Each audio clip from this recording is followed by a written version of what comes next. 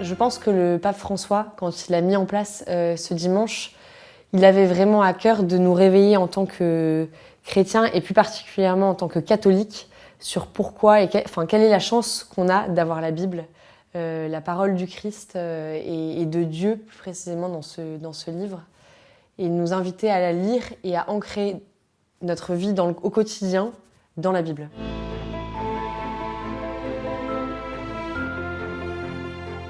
C'est elle qui nous invite à partir en mission. Et en fait, souvent, moi, l'exemple auquel je pense, c'est celui de ma propre histoire.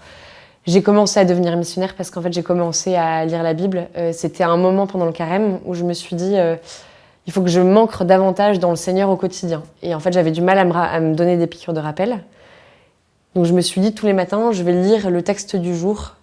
Et en fait, c'est ça qui m'a mise en mission. J'ai réalisé que le texte de la Bible et les textes de la liturgie étaient incroyablement actuels et qu'ils avaient toujours quelque chose à me dire au quotidien.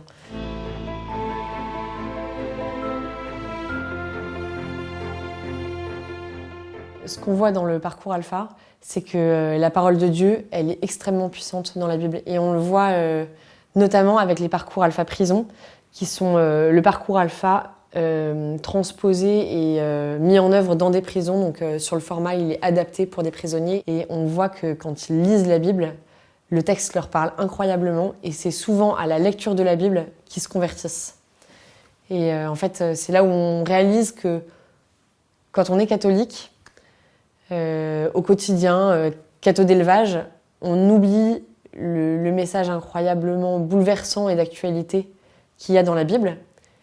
Mais des personnes qui sont très éloignées, quand elles ouvrent leur Bible, elles s'en rendent compte. Et en fait, c'est elles qui viennent nous rappeler à quel point on a beaucoup de chance.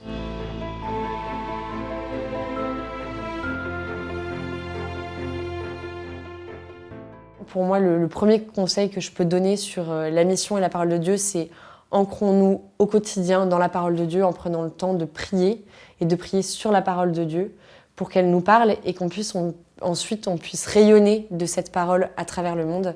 Et c'est comme ça qu'on ne s'éloignera pas du Christ.